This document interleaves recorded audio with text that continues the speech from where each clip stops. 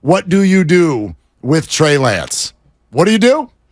What do you do? To me, you let it play out. A practical. Family Feud. It's a good answer. Take a deep breath, right? Because yesterday wasn't good. Nope. I think we can all agree yesterday wasn't good.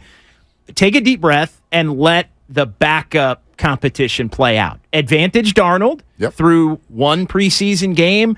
We talked about it in the changeover, the fact that at practice, Trey, you can make a case Trey's been a little better. You can make a case Darnold's been a little better. Not negligible really either way, but Darnold was the better quarterback yesterday, so you move forward through the next couple weeks of practices and the next couple preseason games, and you see where it leaves you. I've looked at this from the bigger picture, Mark, as you got to figure out who your best three quarterbacks are, right? Okay. There's a battle for the backup spot.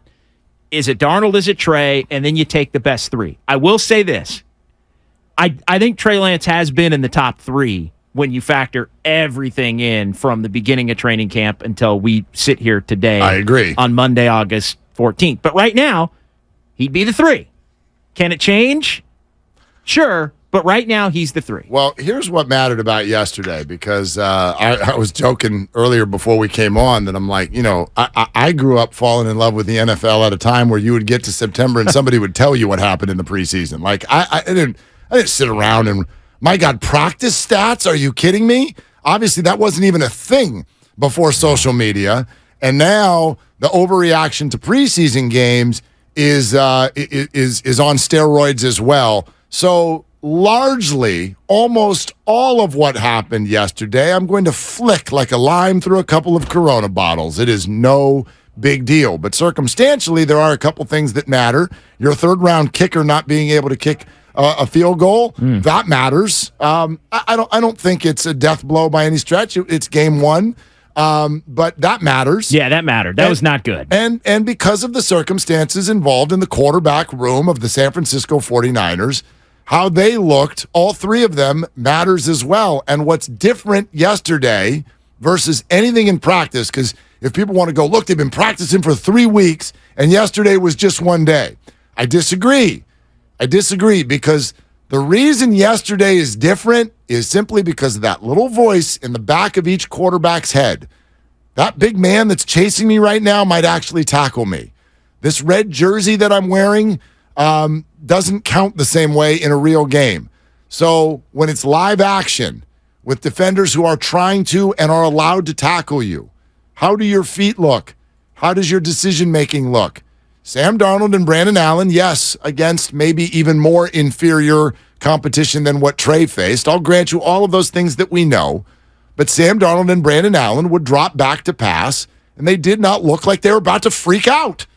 And Trey Lance dropped back and looked like he's about to freak out. Yeah, the first play. I mean, he takes a sack on the first play, and the offensive line was not good, but the first play, the ball needed to be out. There was a quick It was supposed to be. The ball should have been out, and that should have been a completion.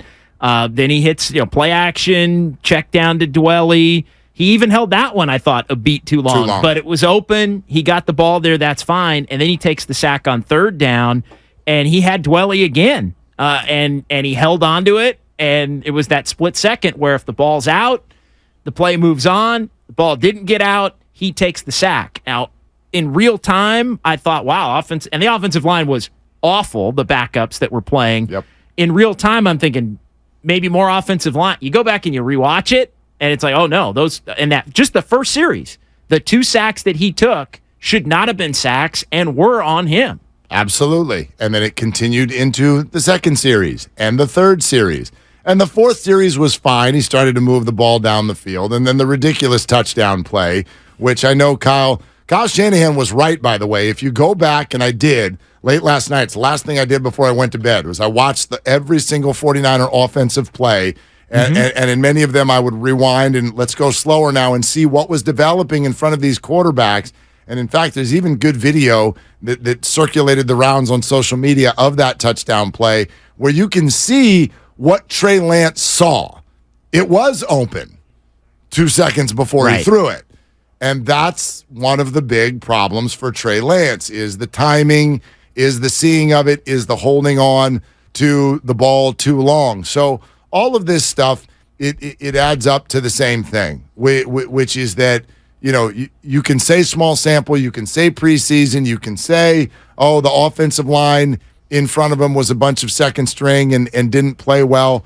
And all of that can be true, but you can't, I don't think, transfer that to where you get to a point and say, therefore, I'm going to blow off everything that I saw Trey Lance do in that football game yesterday. No, absolutely. And then Darnold comes in, and Darnold throws 3 darts and has a couple price of admission completions. He missed a couple too. He was not perfect. Not perfect, yep. But it looked like a normal, offense. It looked like it should. The ball was getting out, and so he won the day yesterday between those two. If you're just going on what Kyle Shanahan has stated, open competition for the backup spot.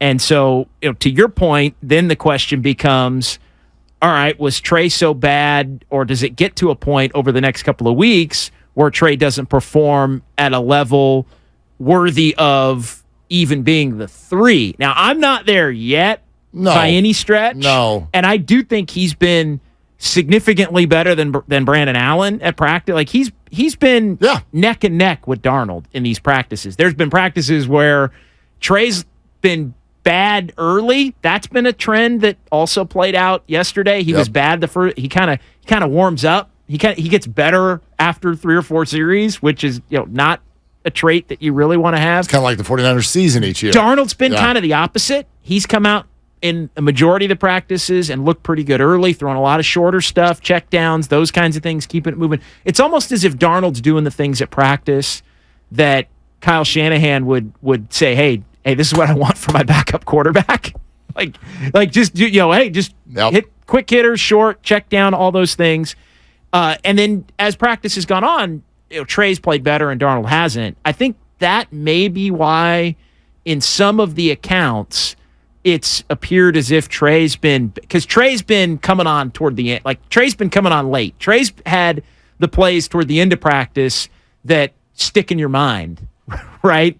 And you make you almost forget sometimes that he really wasn't very good at the beginning of practice, those kinds of things. So I think some of that is the dynamic that's built up this narrative that Trey had some kind of cushion going into yesterday that he had built up at practice. I'm here to tell you that that's not the case. Yeah. And then Darnold won the day yesterday. So it does beg the question, and we throw it out to you, 888-957-9570, Xfinity mobile text line, okay, Twitch, YouTube, powered by First NorCal Credit Union. We want the comments from all of you. That's what the whole day is going to be. That's what the whole day is going to be. What do you do now with Trey Lance? Now, I'm with you. It's almost kind of like not George W. Bush, but George Bush. You remember all his speeches, 1,000 points of light? And I think one of the phrases in there, stay the course. We're going to stay the course. Stay the course. Stay the course with Trey Lance. The beauty of the 49er quarterback room is you don't have to do anything. This idea, they got to trade him. They got to start him. And everything, but they don't got to anything. They don't got to anything. No. They're fine. They're not spending a ton of money. Everything is fine. You have to play the season out. If things fall the way to Trey Lance playing in real games, for many of you, that's your wish, then they do. And if they don't, and he gets to the end of year 3, and then there's the whole 5th-year option conversation for next year, which the 49ers are not going to pick up, and all of that, if it plays out that way, it does. It does, and that's fine. They've got plenty of money to do that. But it depends on what the 49ers are trying to do. Like, one thing I thought of, if they are trying to trade him, then putting him out there yesterday with the second-string offensive line probably wasn't the greatest of ideas. I don't know that they're trying to trade him, but if they are, his value went down yesterday. It did. It absolutely did. No did. doubt. No question.